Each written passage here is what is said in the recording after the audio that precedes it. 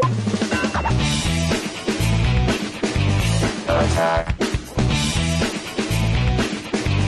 Attack of the show. Attack. Yes, sir. Yes, sir. Yes, ma'am. All one of you, and yes, sir. Yeah. There's all one ladies. There's a lady out there. What's up? And she is woefully disinterested. She works at Nice Cream in Venice. I've met her. Oh, nice. Hi, lady. Welcome to Attack of the Show, TV's only source for all the stuff you care about. I'm Kevin Pereira. Thank you. Unfortunately, Olivia is actually tracking down her missing kidney today. She thinks today's the day. But joining me now, Miss Allison Hayes. You're welcome. You're booted and dressed. I am booted and dressed. Booted and dressed. I thought you were talking about my booty for a second. I was like, I'm what? We could talk. We could have a sidebar if you want. What? No, if you haven't guessed, we're coming to you live from the G4 studios in Los Angeles. Like my booty. Yes. On the show today, Beaker from the Muppets sings and disaster strikes. It's not good. It's a burning mess of gibberish, and you're going to see it in Around the Net. And DV Tuesday returns with Chris Gore in tow. He's rating A Serious Man, Halo Legends, and The Stepfather. Plus, the streets of New York were full of stormtroopers. No, the Empire hasn't finally attacked us. It's for the release of Adidas' limited edition Skywalker sneaker, and we're taking you there. And then actor and comic Brian Posehn will be here live to talk about the new season of the Sarah Silverman Show and his new stand-up album. Maybe I'll get him to shake his boots. Or his bootay. His bootays. Bootay. It's time now to run down the top 5 things on the web. Did you not impregnate home base? Thank you. Ooh. Let's go Around the Net.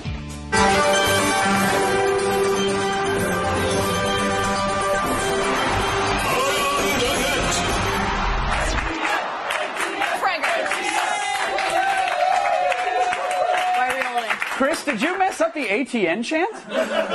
What did you say? What did you say? I think he was confused. Oh, he said number one. He's number like, one. number one. Hey. We're not there No, yet, take man. your bow. Take your bow. No, we can't even see it. That's all right. There we go. Hey, Chris. Yay. Good job. You want to? There it is. All right, get it going again. Get it going again. Chris, start us off. ATN us. Come on.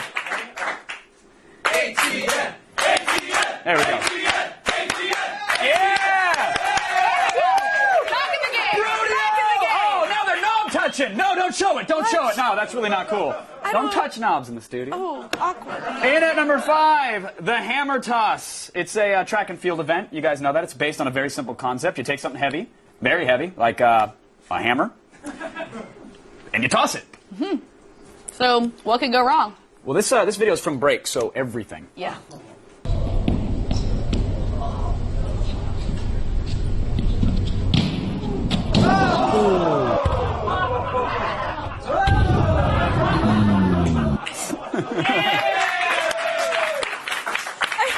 I guess some of us just take for granted that when you toss something, you have to actually let go of it. Yeah, that guy took like the Soviet approach to hammer toss, where the hammer tosses you. Yes. Ah, yes. In Soviet Russia, hammer tosses you. Ah, yes, it does. That's pretty good, right? That was good. I'll give you good. I'm going to give you good.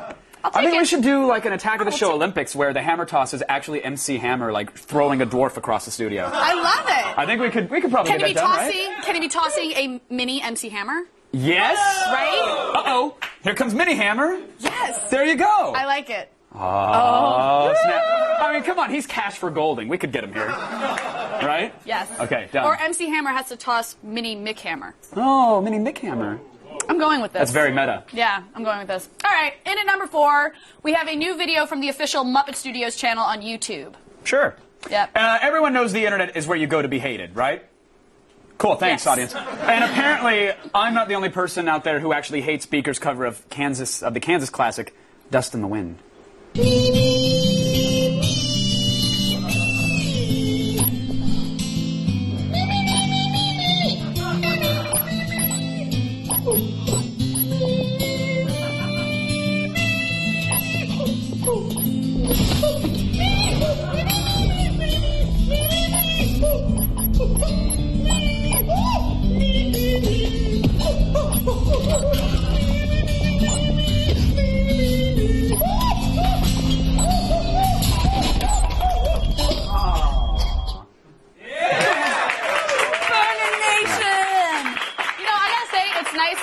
run a clip of someone singing into their webcam and not have to check if they're a sex offender? It's great. Because you know what? We've had to check. But you know, there's still a hand up Beaker's backside, right? Like, there's a fist in the puppet hole. I don't know if that qualifies as a sex offense, but it should. You make me cry. I love the Muppets. Don't destroy the Muppets for me. There was always a fist up the puppet hole. Like, that's not a new thing. Kermit it's has fun feet. to say, I'm not going to lie. That's fun to say. Jake, why did you just sniff your hand? He also moved Did up you see out that? of the crowd. No, he to do it, literally too. walked over and was like, yeah. No, he ran out of the way of the camera. Nice, yeah. Did you do it on purpose? All right, whatever. We're fine. Sorry. I'm doing the show for me today. Sorry. Oh, man. Today's number 3 is a brand new Old Spice commercial, kids. Yeah, and it turns out that the source of all your problems may be because you smell like a lady. Hello, ladies. Look at your man. Now back to me. Now back at your man. Now back to me. Sadly, he isn't me. But if he stopped using lady-scented body wash and switched to Old Spice, he could smell like he's me.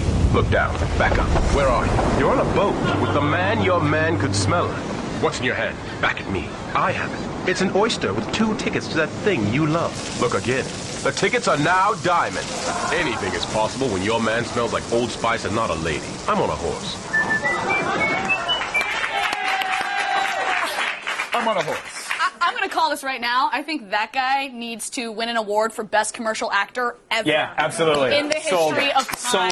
Sold it. Sold the performance, but not the product to a guy like me, because pretty sure that I don't smell like a lady. You know what I mean? Maybe you smell like a whore, not a lady. Yep. I said it. And how do we know what whores smell like, Allison? How are we so familiar? Because I am one. Yay! Seriously, fellas, she is available and easy. Valentine's Day is coming up. Find her on the Twitter. 140 characters, you're in. Today's number 2 video comes to us from CongoApes.org and features a couple of chimps who found a camera. Yeah, and we know what you're thinking, but surprisingly, the 2 chimps actually made around the net without masturbating or throwing their feces. What? Yeah.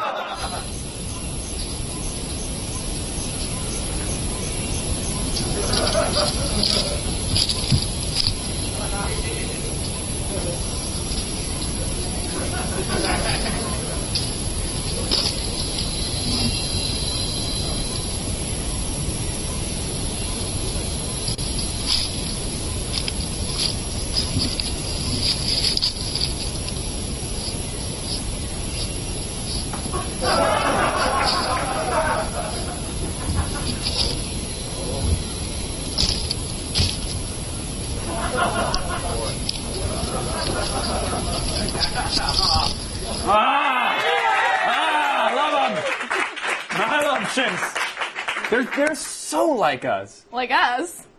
Well, they're like the dude from the Best Buy video. You know what I'm talking about? Like This guy. Hey, you're the man, you're the man, you're the man. You are the man. That's the first thing I thought about. They're like brothers from another mother. Who the man? You the...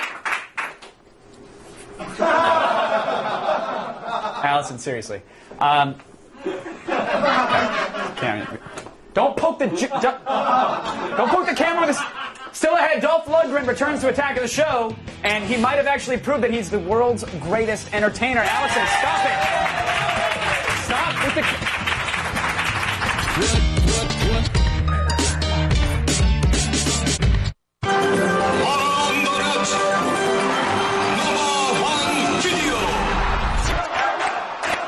Coming in today, number 1 is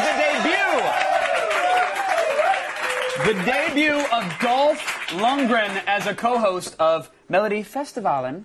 Oh. It's a Melody Festivalen 2010. Oh. The 2010 variety. It's a whole new Got it. Melody Festivalen. Yes. Now, the immensely popular singing show's been on for nearly 30 years in Sweden. Of course. And its winner advances to Eurovision, another huge European institution like soccer that we Americans don't care anything about. Yes. But nobody can even think about any of that right now because Dolph really put on a show-stopping debut performance. If you haven't seen it, you're welcome. A little less conversation, a little more action, please. All is aggravation and satisfaction you need. Come on, come on. Come on, come on. Come come on. Don't procrastinate, don't articulate, go steadily, go ahead and wave her around. Yeah.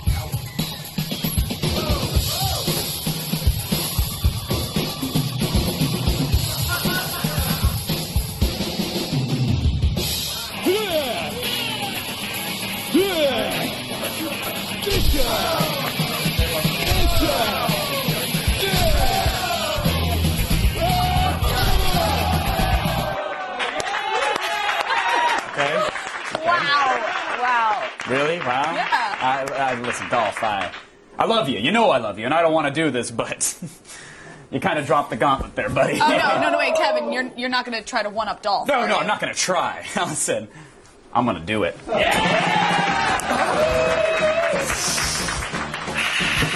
And a two, and a...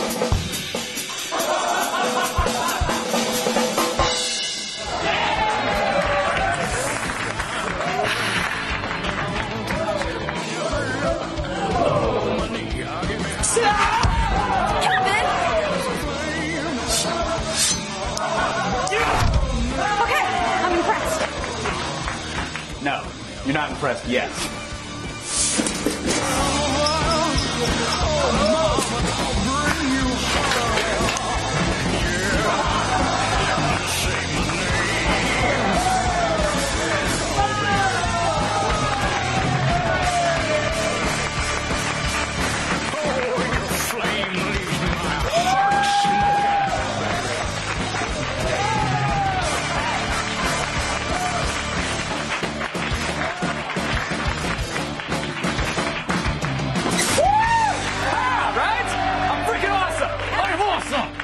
That was incredible. Right? It was, huh? Someone actually gave me Rosetta Stone's Learn to Juggle CD for Christmas, so I'm a quick learner. What's up, Dolph? Why don't you take it away, Toots?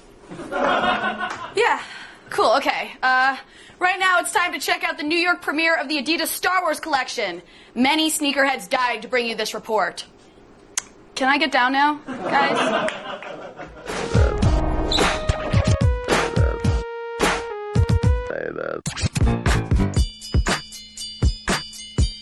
Coming to you from a galaxy far, far away is a new sneaker that's got New York City going crazy.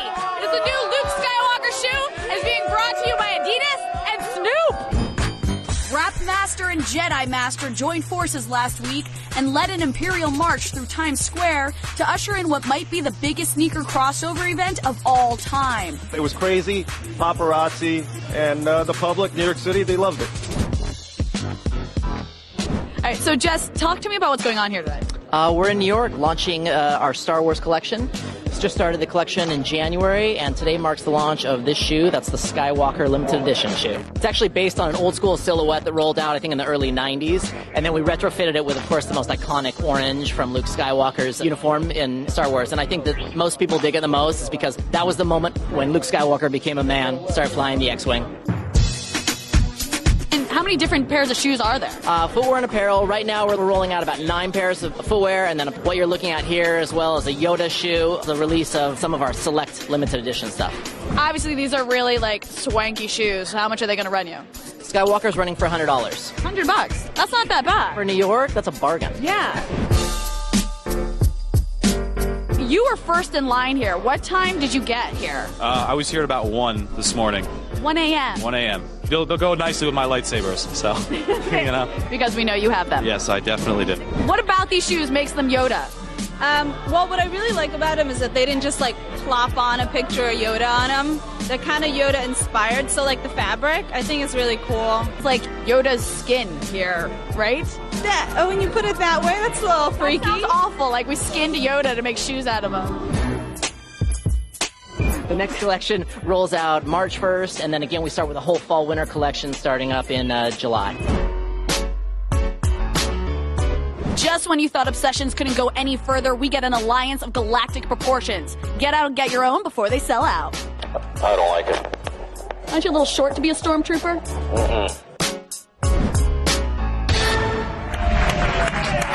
Now, the stormtrooper sneakers are pretty cool, but sand people sandals are just going to make you look like a filthy hobo. Choose wisely. Yeah. How was it being surrounded by men in masks who are interested in footwear? It was fantastic. Just another day in show business, huh? Basically, yeah. Okay. Exactly. Hey, still ahead, AOTS investigates scamming by cramming. It only sounds dirty. We're going to tell you how to find out if your phone bill is being stuffed with fraudulent charges. Plus, it's TV Tuesday, and that means Chris Gore is here and feeling judgmental. He'll read the animated paleontology and The Stepfather. And later, Brian Posehn will be here live to talk about the new season of Sarah Silverman's show. So stick around, everybody. Stick around.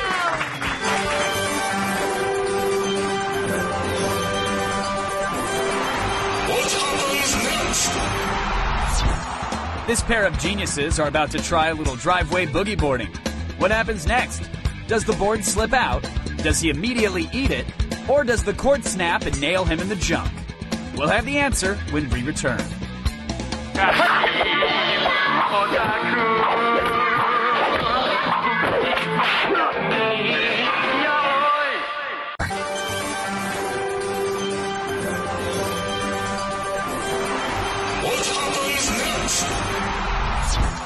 This pair of geniuses are about to try a little driveway boogie boarding. What happens next? Does the board slip out? Does he immediately eat it? Or does the cord snap and nail him in the junk?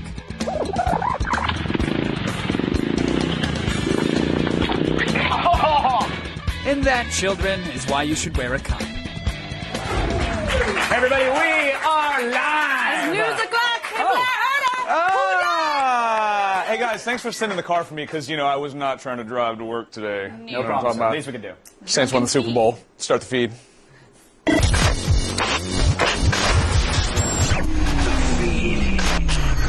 All right, it is Tuesday, February 9th. Here are your top stories. This first one is the longest story I have ever read in the history of my time on the feed.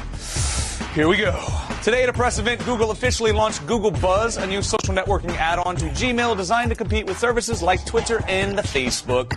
Google Buzz works very much like Twitter, allowing you to share status updates, pictures, videos, and links all within the Gmail interface. It automatically follows your Gmail contacts and includes the ability to pull in updates from your Twitter account, which may mean fewer trips to Twitter during your day. Google says that Google users should start seeing the new Buzz tab within a week. I'm not done yet, because it's a long story. Today, both Microsoft and Yahoo took some very public shots at the news service. In a statement, Microsoft said that Hotmail has been aggregating content since 2008 and, quote, busy people don't want another social network, end quote. Ironically, 2008 was the last year that I stopped using Hotmail. What up? That was me, all the way right there. I burned them. Yahoo got up on their soapbox to say that they've been there and done that over a year and a half ago with Yahoo Updates and Yahoo Buzz. Can you believe that? Yahoo Buzz? What's Crazy! I don't know what that is either. Up, and holy crap! Warner Brothers Studios has asked Christopher Nolan to develop the next Superman movie, people.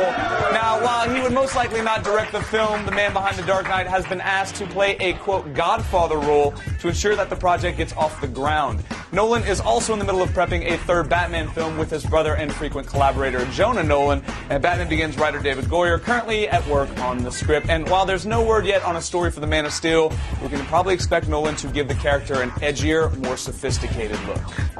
And probably talk like this. I will never do that again.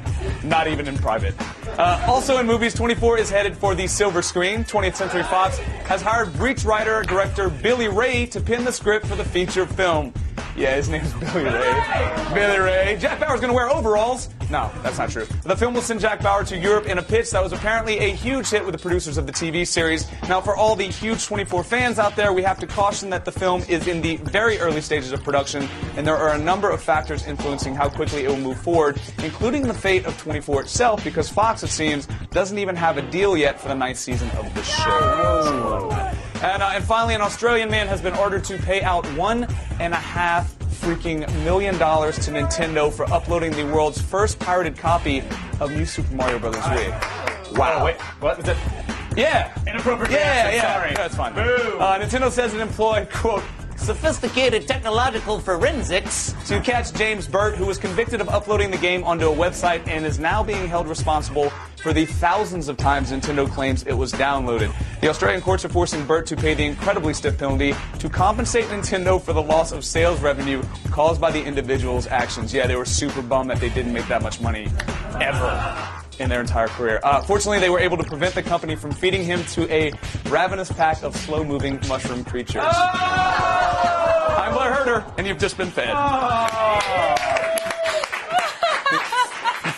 Nice Goomba walk, Blair. Very That was a nice. pretty impressive feat for That was a good Goomba. being drunk since Friday. He's normally drunk during the news. He's just true. extra That's drunk true. today.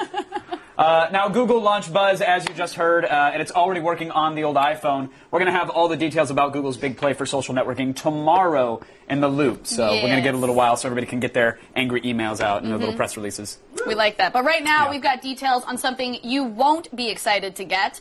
One of our show's producers received a very high phone bill, setting in motion one of the longest investigations in Attack of the Show history. It's actually the only time we've ever investigated anything, but... It's true. It's very true. What you're about to see may shock you. It's kind of like To Catch a Predator meets Magnum P.I., if you will. AOTS investigates if your phone bill is scammed and crammed. Ooh.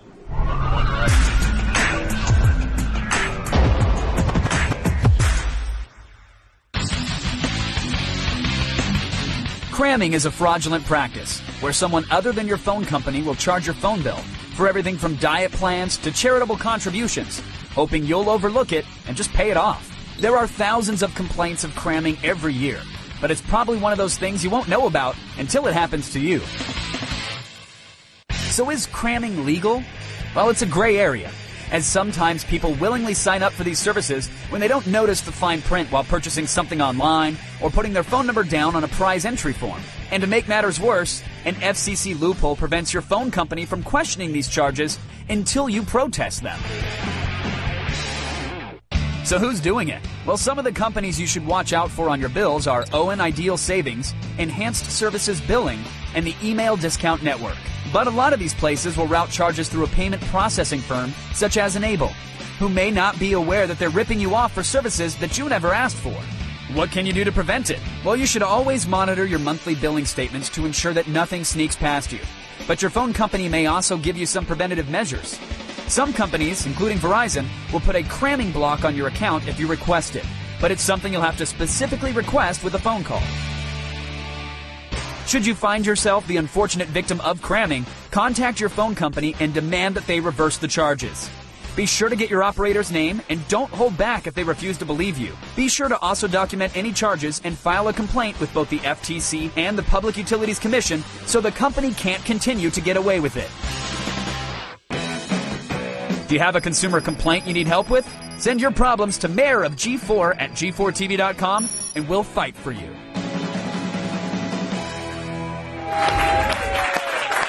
I typically set aside like $20 to $30 a month for cramming. It's just not on my phone bill. You know what I'm saying? Allison knows what I'm talking about, right? Hey, what? More horror jokes.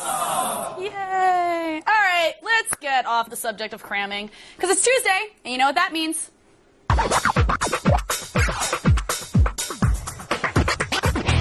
King of cram. It's cramming day. No, it's Happy Birthday DVDs, and it's Chris Gore. Slash cramming day. All right, so what's our first DVD? Let's get to it. Oh, it's A Serious Man. Oh, very serious.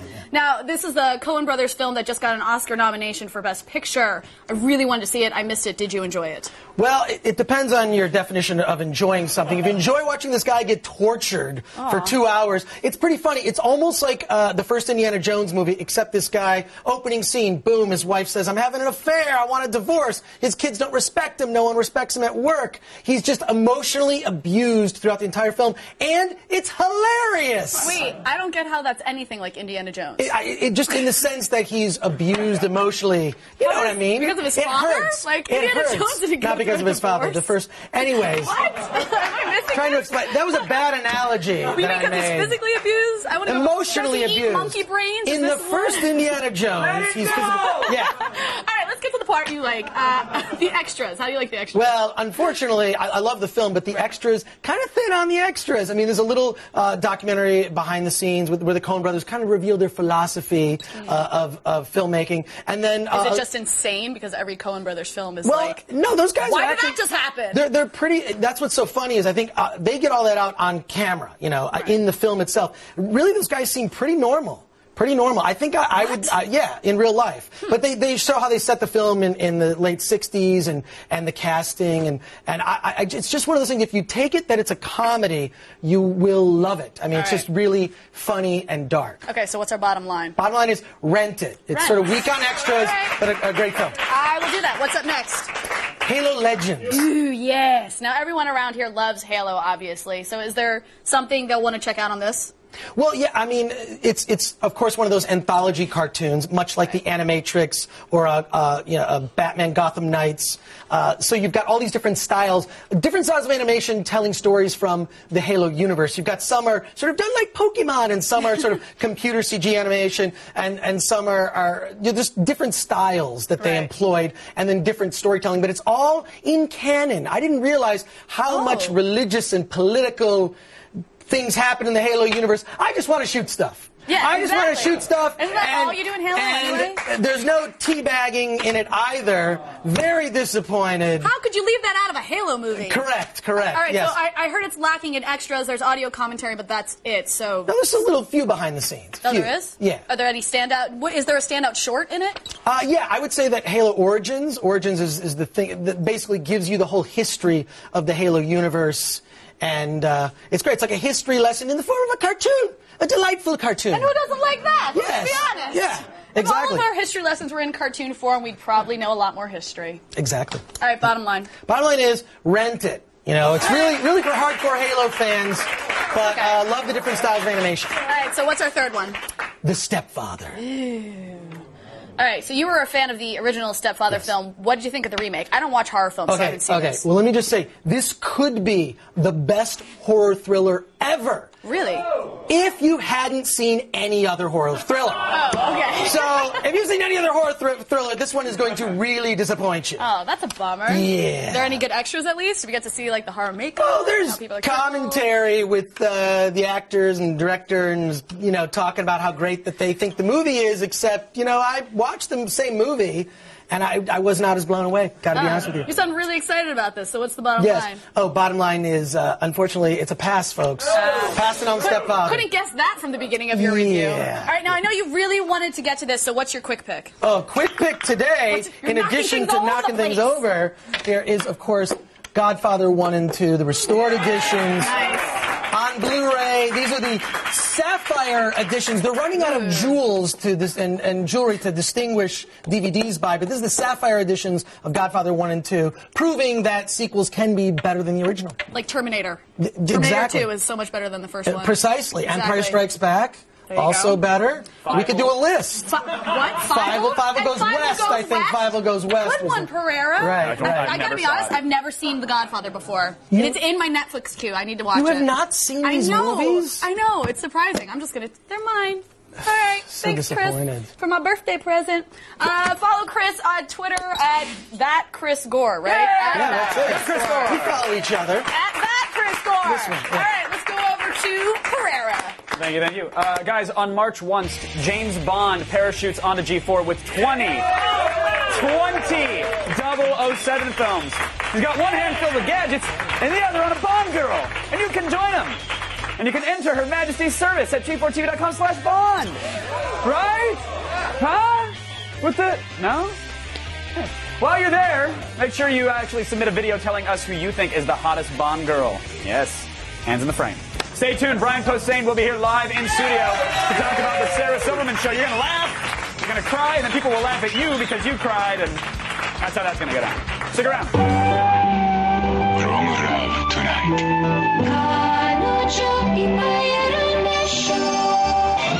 We'll come again.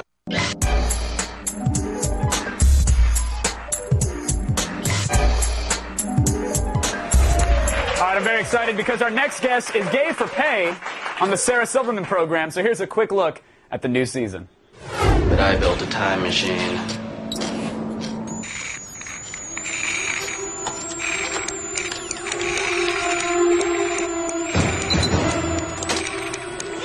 The internet is down. I just lost TV. Our cable must be out.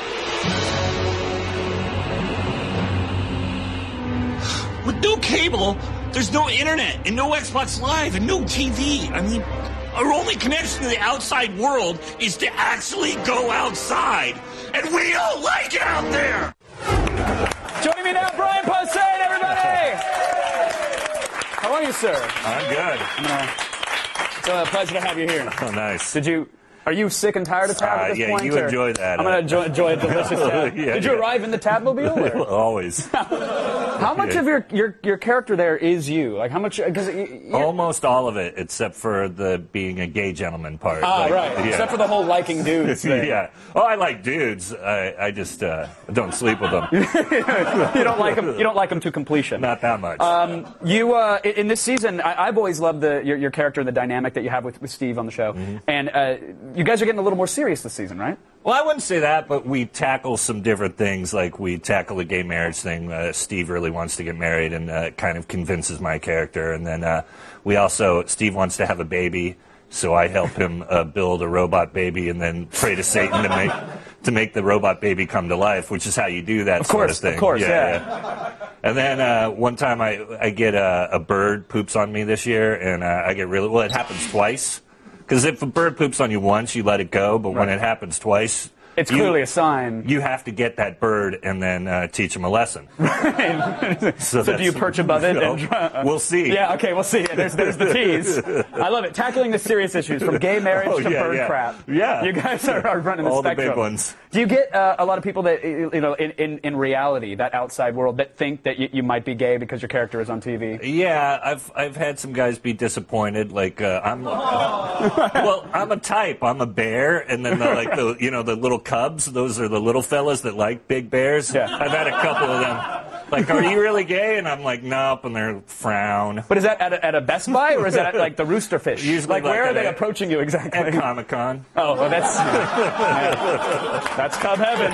That's where they go. That's where they go. But your character on the show also a bit of a marijuana. Yes. A lover, so that's where you also differ from your character? Yeah, totally. That you smoke it, right? Yeah, I think that's what the kids are doing these days. No. Yeah, no. I don't want to put that in my... It's a temple. a very, very smoky temple. Yes. No, what are your thoughts on, like, the medicinal marijuana, or just marijuana in general? Well, the medical marijuana thing, everybody I know is getting the card now, and people, and I was thinking of doing it, and then I talked to my guy, or my friend. I thought by my guy you meant your doctor, but clearly you don't. No, I met this friend that I've known for a long time, and he provides me with stuff that I pay money for sometimes. And I said to him, like, if I stop going to you, if I get a card, is that going to hurt you? And he's like, yeah, man.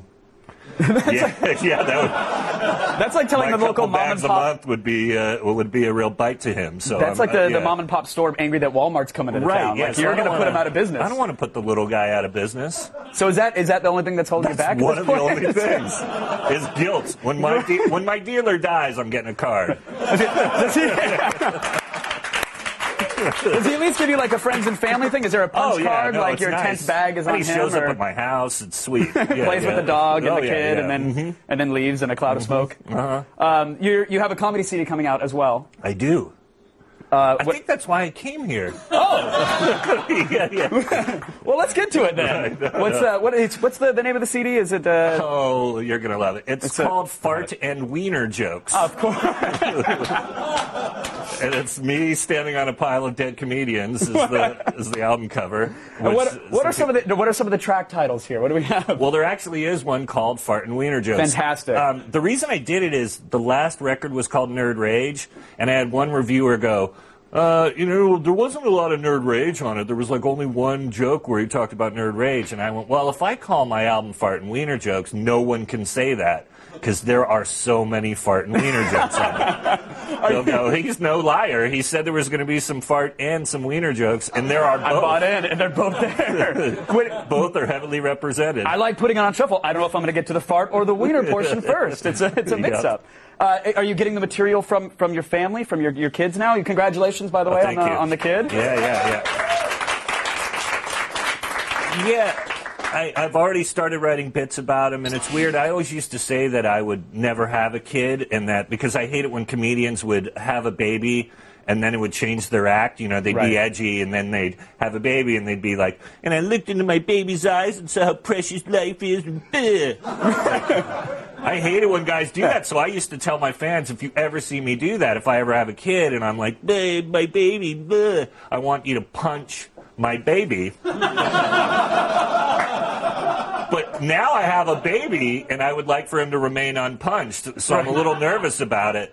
So when I go outside, like if a nerd wants to try to punch my baby, like somebody sees me in a mall and goes, you said, and then punch, just so they know, I have the baby and a baby born, and I'm always swinging an aluminum bat. Okay. That's how you casually browse through the mall. Which is how I'm going to handle the zombie apocalypse also. Baby Bjorn, bat with a knife taped to it, and then my wife on the back with a baby Bjorn and 2 shotguns. Oh, there we go. Yeah. That needs to be in the next comic you do, by the way. It's going to be pretty kick-ass. I was shocked and saddened that I heard that it got in the way of your D&D playing, because who's ever stopped D&D from getting laid? Like, you know, how has that ever really gotten in the way? Well, there were 3 guys in our D&D party that got their wives pregnant, and I don't think a D&D game has ever stopped for that reason. No, that was 3 D20s. Yes, you guys are rolling hard. You also have a More Metal Than You animated video coming out. Is that for promoting the comedy? It's part of the record. I did 2 songs with a bunch of my metal friends, Scott Ian from Anthrax and a bunch of other guys.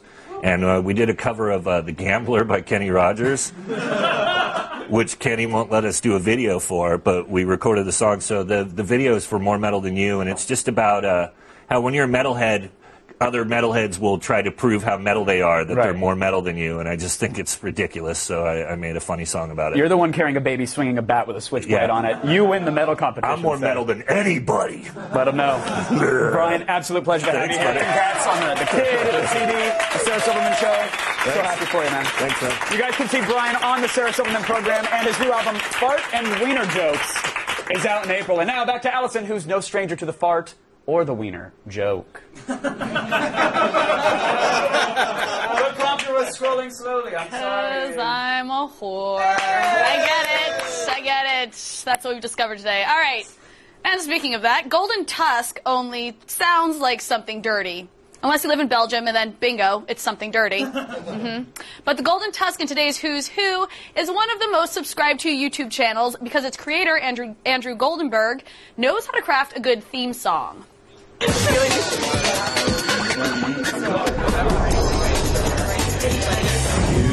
built a time machine out of a car DeLorean. For over 3 years, LA-based actor Andrew Goldenberg, a.k.a. Golden Tusk, has been adding lyrics to some of Hollywood's most memorable movie scores. His music videos have earned over 20 million views, making Golden Tusk one of YouTube's most popular channels of all time. But success didn't come easy. Great moments in minimum wage. Andrew grew up as a middle child looking for attention. A little overweight and admittedly not very athletic, Andrew turned to acting instead. In high school, he joined the drama club and soon became its president. Andrew's dedication to acting nearly paid off when he landed a role in a national commercial. Sadly, the only part of Andrew that made the final cut were a couple shots of his pants. But he wasn't about to give up. Nothing is more important than your commitments. He went on to attend the University of Miami, earning a degree in theater performance. After graduation, he moved to Los Angeles with his sights set on Hollywood. There, he joined several improv groups, including the Upright Citizen Brigade and Second City. He was a weakling. In July of 2006, Andrew decided to go solo with his own YouTube channel. With a little help from a green screen made out of his grandmother's blanket, Andrew called upon all of his talents to produce a parody of the title song to Superman the movie. I'll only go by Superman. Though he expected it to be hated, in just a few days, the Superman song had racked up thousands of views. Convinced he was on the right track, Andrew followed that up with a string of hits including James Bond, Jaws, and Batman. I am the Batman now. But his breakthrough moment came nearly 2 years later in 2008, when YouTube finally took notice and featured this ode to Indiana Jones, backed by John Williams' iconic score. On adventure, I'm the one. It rocketed past 1 million views in just one day and pushed many of his other videos to multiple millions of views. Despite his success, every time he releases a new video, Andrew says that he feels like it's the last one. But a couple months later, almost like clockwork, he's ready to crank out another hit for his fans. Hey, Andrew, you keep making them, and we'll keep watching them. I've got the fame. As you take aim, I'll give my name. Bond!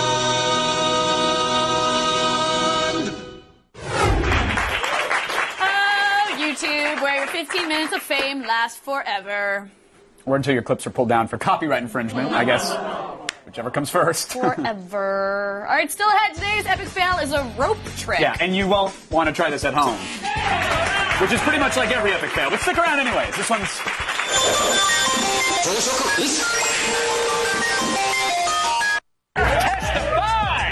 Coming up tomorrow on an all-new AOTS, Brandon T. Jackson will be here live to talk about Percy Jackson and the Olympians, the Lightning Thief. And Break Moments in De-Evolution has painful video proof that humanity is circling the toilet bowl. Plus, we'll take a game break with our own Big Daddy, Adam Sessler, to talk about BioShock 2. See it tomorrow. And it's time for today's epic fail. Yes. When you're getting ready to do something that's extremely dangerous, it's always a good idea to actually check your safety equipment.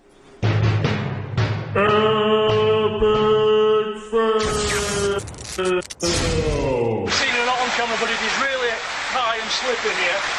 That's why a good, solid safety rope is absolutely essential. If I tug on this...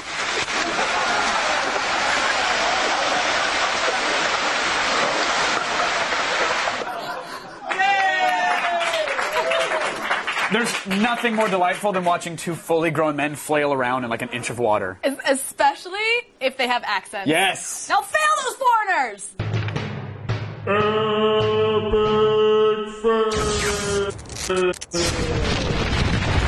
Alright, yesterday in Gadgetron, we reviewed the MS1... Wait, what was it? It's the She wasn't here for it. It was the MSI Wind U210 netbook. And I think I actually said that it had an NVIDIA Ion graphics processor in it.